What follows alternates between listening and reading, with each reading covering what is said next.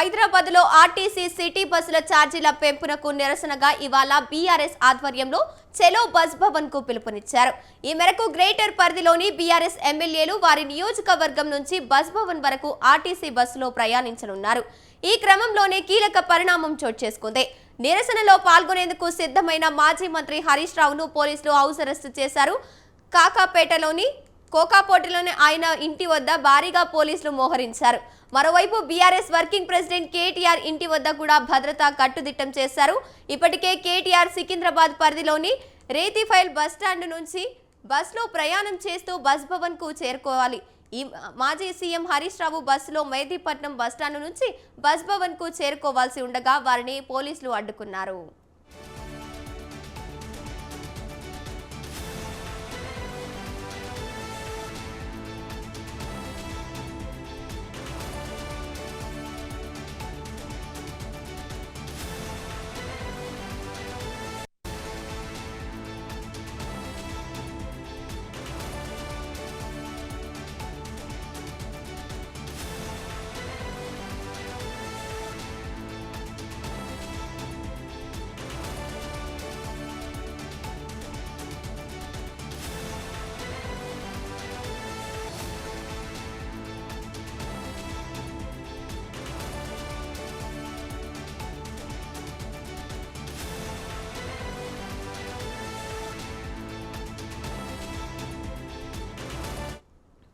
హైదరాబాద్ లో RTC city బస్సుల ఛార్జీల పెంపునకు నిరసనగా ఇవాళ బీఆర్ఎస్ ఆధ్వర్యంలో చెలో బస్ భవన్ కు పిలుపునిచ్చారు.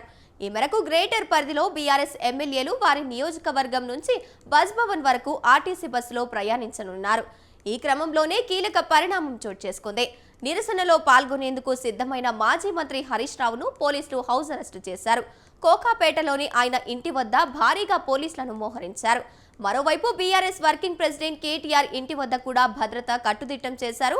ఇప్పటికే కేటీఆర్ సికింద్రాబాద్ పరిధిలోని రేతిఫైల్ బస్టాండ్ నుంచి బస్సులో ప్రయాణం చేస్తూ బస్ భవన్ కు చేరుకోవాలి.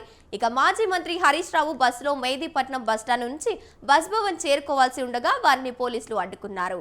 రైట్, ఇక ఇదే అంశానికి సంబంధించి పూర్తి సమాచారాన్ని మా కరెస్పాండెంట్ విశాల్ ఫోన్ ఇన్ ద్వారా అందిస్తారు. విశాల్, చెప్పండి. రైట్ గంగోత్రి, ఈ చెలో బస్ భవన్ లో భాగంగా ఈ రోజు బీఆర్ఎస్ నాయకులు వివిధ బస్ స్టేషన్ల నుంచి బస్ భవన్ కి బస్సులో ప్రయాణించి ఆర్టీసీ నాగిరెడ్డికి వినతి పత్రం ఇవ్వాలని భావించారు. అయితే చెలో బస్ భవన్ కి బీఆర్ఎస్ పిలుపునివ్వడంతో ముందస్తు అరెస్టుని పోలీసులు చేస్తున్నారు. బీఆర్ఎస్ నాయకులని ఎక్కడికక్కడ హౌస్ అరెస్ట్ చేస్తున్నారు. ముఖ్యంగా బీఆర్ఎస్ వర్కింగ్ ప్రెసిడెంట్ కేటీఆర్, మాజీ మంత్రి హరీష్ రావు, వీళ్ళిద్దరినీ కూడా పోలీసులు ఇప్పటికే హౌస్ అరెస్ట్ చేశారు. బీఆర్ఎస్ పిలిపించిన చెలో బస్ భవన్ లో భాగంగా మాజీ మంత్రి హరీష్ రావు మెహదీపట్నం నుంచి బస్సులో ప్రయాణించి ఆర్టీసీ ట్రాన్స్పోర్ట్ లో ఉన్న బస్ భవన్ కి చేరుకోవాలి. అదేవిధంగా కేటీఆర్ సికింద్రాబాద్ రైల్వే స్టేషన్ దగ్గర ఉన్న రైతిఫైల్ బస్ స్టేషన్ నుంచి బస్ భవన్ కి చేరుకోవాలి. ఇదే విధంగా మాజీ మంత్రులు సత్యేంద్ర రెడ్డి, తలసాని శ్రీనివాస్ యాదవ్, పద్మారావు గౌడ్, ఇతర బీఆర్ఎస్ సంబంధించిన ముఖ్య నేతలందరూ కూడా వివిధ బస్ స్టేషన్ల నుంచి బస్ భవన్ కి చేరుకొని అక్కడ ఒకేసారి ఎక్కువ సంఖ్యలో ఆర్టీసీ నాగిరెడ్డిని కలిసి పెంచిన బస్ ఛార్జీలను వెనక్కి తీసుకోవాలని వినతి పత్రం ఇవ్వాలని భావించారు. కానీ పోలీసులు ముందస్తుగానే ఎక్కడికక్కడ బీఆర్ఎస్ నాయకులను అరెస్ట్ చేసి బస్ భవన్ కి రాకుండా అడ్డుకున్నారు. ముఖ్యంగా ఇప్పటికే బస్ భవన్ దగ్గర భారీ ఎత్తున పోలీసులు మోహరించారు. అదేవిధంగా సికింద్రాబాద్ రైల్వే స్టేషన్ దగ్గర ఉన్న రైతిఫైల్ బస్ స్టాండ్ దగ్గర కూడా పెద్ద ఎత్తున పోలీసులు మోహరించారు. అయితే తమని కనీసం ఆర్టీసీ ఎండీని కలిసి వినతి పత్రం ఇచ్చేందుకైనా అనుమతి ఇవ్వాలని బీఆర్ఎస్ నాయకులు పోలీసులను కోరుతున్నారు. ఇక ముఖ్యంగా గత సోమవారం నుంచి ఆర్టీసీ పెంచిన ధరలు అమల్లోకి వచ్చాయి. City ordinary, city express, metro express, electric బస్సులకు సంబంధించిన ఎక్స్ప్రెస్ ఆర్డినరీలో కూడా ఛార్జీలు పెరిగాయి. మొదటి 3 స్టేట్ల వరకు కూడా 5 రూపాయలు పెరిగాయి. అదేవిధంగా 3 స్టేట్లు దాటిన తర్వాత 10 రూపాయలను ఆర్టీసీ పెంచింది. పెంచిన ధరలు కూడా ఇప్పటికీ అమల్లోకి వచ్చాయి. ఈ బస్సులతో పాటు మెట్రో డీలక్స్, ఎలక్ట్రిక్ ఏసీ బస్సుల్లోనూ కూడా ఛార్జీలు పెరిగాయి. వీటన్నిటి మీద వ్యతిరేకిస్తూ ఇప్పటికే బీఆర్ఎస్ సోషల్ మీడియా వేదికగా అదేవిధంగా మీడియా సమావేశాలు ఏర్పాటు చేసి ఈ పెంపును వెనక్కి తీసుకోవాలి అని కూడా ప్రభుత్వాన్ని కోరాయి. అయితే ప్రభుత్వం నుంచి ఎటువంటి స్పందన రాకపోవడంతో ఈ రోజు చెలో బస్ భవన్ కి పిలుపునిచ్చాయి. పెద్ద ఎత్తున ఎక్కువ సంఖ్యలో బస్ భవన్ చేసుకొని దీన్ని ప్రభుత్వం దృష్టికి తీసుకెళ్లాలని, ఎట్టి పరిస్థితులలో ఆ ఛార్జీలను వెనక్కి తీసుకునేలా చేయాలని కూడా బీఆర్ఎస్ భావించింది. కానీ పోలీసులు ముందుగానే అప్రమత్తం అయ్యి అక్కడ ఎక్కడికక్కడ నాయకులని అరెస్ట్ చేసేసి బస్ భవన్ కి ఎవరు రాకుండా కూడా అడుగుతున్నారు. అయితే కొంతమంది నాయకులు మాత్రం ఆర్టీసీ ఎన్నిటి కలిసి వినతి పత్రం ఇచ్చేందుకైనా తమకు అనుమతి ఇవ్వాలి, బస్సులో ప్రయాణం చేస్తే తప్ప అన్నట్టుగా కూడా బీఆర్ఎస్ నాయకులు అంటున్నారు. ఇక మరోవైపు ఈ పెంచిన ధరలకు సంబంధించి, పెంచిన టికెట్ ఛార్జీలకు సంబంధించి ప్రయాణికుల నుంచి కూడా విమర్శలు వస్తున్నాయి. ఆర్టీసీ బస్ పాస్ రేట్లను పెంచింది, అదేవిధంగా టికెట్ రేట్లను పెంచింది, డే పాస్ రేట్లను కూడా పెంచింది. కానీ ప్రయాణికులకు తమకు సౌకర్యాలను ఇవ్వడం లేదు, బస్సుల ఫ్రీక్వెన్సీ పెరగడం లేదు, బస్సుల సంఖ్య పెరగడం లేదు. గత కొద్ది సంవత్సరాల్లో కూడా ఇదే పరిస్థితులు ఎదురవుతున్నాయి. గత బీఆర్ఎస్ ప్రభుత్వంలోనూ బస్సులలో ఫుడ్ బోర్డులు చేస్తూ గంటల తరబడి బస్ స్టాపుల్లో పడిగాపులు దాస్తున్నాము. అదేవిధంగా బస్సులలో సీట్ల కూడా గంటల తరబడి నిలబడి ఉంటున్నాము. డ్యూటీలలో కూడా నిలబడి, అదేవిధంగా బస్సులలో కూడా నిలబడి గంటల తరబడి ప్రయాణం చేయాల్సి వస్తుందని కూడా మహిళా ప్రయాణికులు ఆవేదన వ్యక్తం చేశారు.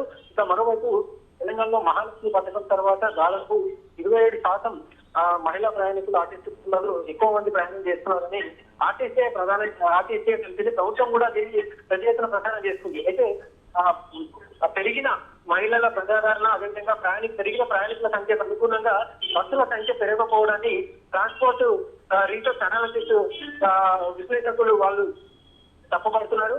కరోనా కంటే ముందు ఇదే హైదరాబాద్ లో 3,800 బస్సులు ఉండేటివి, కానీ ప్రస్తుతం 2,800కు ఆ బస్సులు చేరుతున్నాయి. ఈ 2,800 బస్సులను కూడా డీజిల్ బస్సుల స్థానంలో ప్రభుత్వం ఎలక్ట్రిక్ బస్సులు తీసుకొస్తాము. ఆ ఎలక్ట్రిక్ బస్సులకు సంబంధించిన ఛార్జింగ్ స్టేషన్లు, కొత్త డిపోలకి కావాల్సిన ఆ డబ్బులను 392 కోట్ల రూపాయలను ప్రభుత్వం నుంచి సహాయం తీసుకోవాల్సింది పోగా ప్రజల నుంచి భారం వేయడం ఇంతవరకు కరెక్ట్ అని కూడా ఈ రవాణా రంగ విశ్లేషకులు ప్రభుత్వాన్ని ప్రశ్నిస్తున్నారు. ఇప్పటికైనా ప్రభుత్వం ఆర్టీసీలో పెరిగిన ధరలకి టికెట్ ఛార్జీలు వెనక్కి తీసుకోవాలి, అదేవిధంగా ప్రయాణికులకు మెరుగైన సౌకర్యాలు కల్పించాలి, బస్సుల సంఖ్యను పెంచాలి. ఎందుకంటే గ్రేటర్ హైదరాబాద్ లో 1 కోటి మంది పైగా జనాభా ఉన్నారు. 1 కోటి మంది పైగా జనాభా ఉన్న హైదరాబాద్ లో కేవలం 2,800 బస్సులు మాత్రమే తిరుగుతున్నాయి. దీంతో రవాణా వ్యవస్థ సరిగ్గా లేక ప్రజలు వారి గమ్యస్థానాలు చేరుకోవడానికి తీవ్ర ఇబ్బందులు పడుతున్నారు. ఇదే ప్రతిపక్షం ముఖ్యంగా విమర్శిస్తుంది. కర్ణాటకలో కాంగ్రెస్ ప్రభుత్వంగా అధికారంలో ఉంది. అక్కడ బెంగళూరు సిటీలో దాదాపు 1 కోటి మంది పైగా జనాభా ఉంటారు. అక్కడ 6 గంటల బస్సులు తిరుగుతున్నప్పుడు హైదరాబాద్ లో కూడా 1 కోటి మంది పైగా జనాభా ఉన్నారు. ఇక్కడ కూడా 6,000 బస్సులు తిరగాలి, కానీ 2,800 బస్సులే తిరుగుతున్నాయి. దీన్ని ప్రభుత్వం పరిగణలోకి తీసుకోవాలి.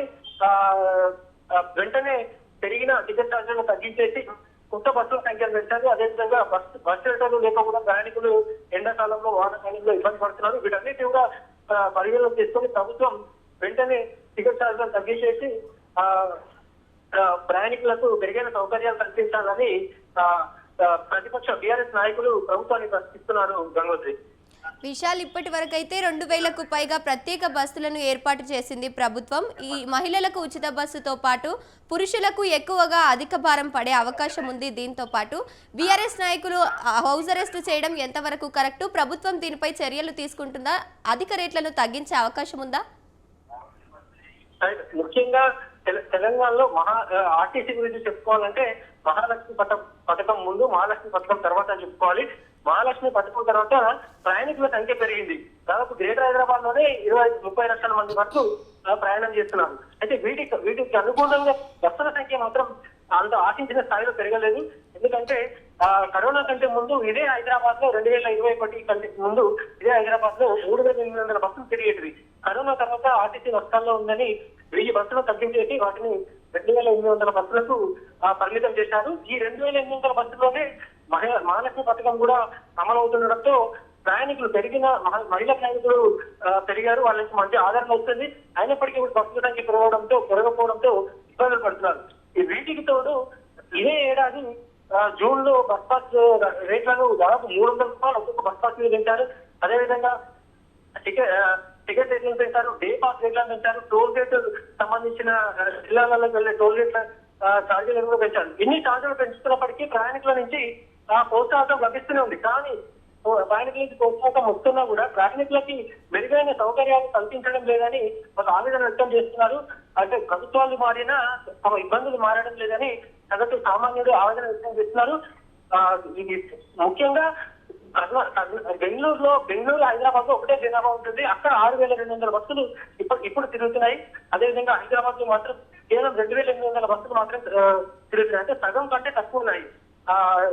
ఇంకా రీసెర్చ్ చెప్తున్నారు ఏంటంటే 6,000 బస్సులు హైదరాబాద్ అవసరం, కానీ 2,800 బస్సులు మాత్రమే గత 4 సంవత్సరాలుగా ఈ 2,800 బస్సులు మాత్రమే తిరుగుతున్నాయి. ఎలా ఇంతమంది 1 కోటి మంది పైగా జనాభా ఉన్న హైదరాబాద్ లో బస్సులు సరిగ్గా లేకపోతే ప్రజలు ఎంత ఇబ్బంది పడుతున్నారు అనేది కూడా ప్రభుత్వం దృష్టిలో పెట్టుకోవాలి. అదేవిధంగా పెంచిన టికెట్ ఛార్జీలకు అనుగుణంగా ప్రభుత్వం తీరును వ్యతిరేకిస్తూ బీఆర్ఎస్ నిరసనకు దిగింది. ఈరోజు చెలో బస్బాన్ పిలిపించింది. అయితే ప్రజాస్వామ్యంలో ఎవరికైనా నిరసన తప్పుతుంది. అయితే ప్రభుత్వం మాత్రం తమను అడ్డుకోవడం కరెక్ట్ కాదని, ఇదేం ప్రజాస్వామ్యం, ఇదేం ప్రజాపాలన అంటూ కూడా బీఆర్ఎస్ నాయకులు ప్రభుత్వాన్ని విమర్శిస్తున్నారు. సంగతి విశాల్, ఇప్పటికే బీఆర్ఎస్ నాయకులు చెలో బస్ భవన్ కార్యక్రమం పేరుతో నిరసనలు చేపట్టడానికి సిద్ధమయ్యారు. ఇక పోలీసుల హౌస్ అరెస్ట్ నేపథ్యంలో 5 నుంచి 10 రూపాయలకు పెంచారు ఇప్పటికే బస్ ఛార్జీలు. ఇక ప్రభుత్వం దీనిపై స్పందించే అవకాశం ఉందా? రేట్లను తగ్గించే అవకాశం ఉందా? ముఖ్యంగా ఈ పెరిగిన టికెట్ ఛార్జీలకు సంబంధించి ప్రభుత్వం చెప్తున్నది ఒకటే, అంటే తెలంగాణ ఆర్టీసీ కార్పొరేషన్ ప్రభుత్వానికి అనుబంధ సంస్థగా ఉంటుంది. అయితే ఆర్టీసీ ఎత్తులో ఒకటే, కొత్తగా ప్రస్తుతం హైదరాబాద్ లో తిరుగుతున్న 2,800 డీజిల్ బస్సుల స్థానంలో తాము ఎలక్ట్రిక్ బస్సులు తీసుకురావాలనుకుంటాము. దానికి ఒక 2 సంవత్సరాల టైం పడుతుంది. ఈ 2 సంవత్సరాల సమయంలో కొత్త డిపోలను ఏర్పాటు చేయాల్సి ఉంటుంది. అదేవిధంగా ఛార్జింగ్ స్టేషన్లను కూడా ఏర్పాటు చేయాలి. వీటన్నిటికీ దాదాపు 392 కోట్లు అవుతుంది. అయితే ప్రభుత్వం నుంచి ఎలాంటి సహాయం తమకి అందడం లేదు కాబట్టి ప్రజలు ప్రోత్సాహాన్ని కోరుతున్నాము. ప్రజలు ఈ టికెట్ల రేట్లను పెంచడం ద్వారా ప్రజలకు ఎలక్ట్రిక్ బస్సులు తీసుకొస్తామని తెలంగాణ ఆర్టీసీ కార్పొరేషన్ చెప్తుంది. అంటే ప్రభుత్వం ఆర్టీసీకి సహాయం చేయకపోవడం వల్ల ఆర్టీసీకి దిక్కులేని పరిస్థితుల్లో ప్రజలనే భారం మోపేయాల్సిన పరిస్థితి ఏర్పడింది. దీన్ని ప్రస్తుతం విశ్లేషకులు అదేవిధంగా ప్రజా సంఘాలు ఖండిస్తున్నాయి. కేవలం 392 కోట్ల రూపాయలను కూడా ప్రభుత్వం ఆర్టీసీకి సహాయం చేయలేని స్థితిలో ఉన్న అంటూ కూడా ప్రజా సంఘాలు ప్రశ్నిస్తున్నాయి. ఈ డబ్బులు ఆర్టీసీకి సహాయం చేయాల్సిన బాధ్యత ప్రభుత్వం మీద ఉంది. మహాలక్ష్మి ఫ్రీ బస్సు పథకం అంటూ ప్రచారం చేసుకుంటారు, కానీ దాన్ని అభివృద్ధి చేసేందుకు ప్రభుత్వం కృషి చేయకపోతే ఎదురు ప్రజా సంఘాలు ప్రభుత్వాన్ని ప్రశ్నిస్తున్నాయి. Right, thank you Vishal.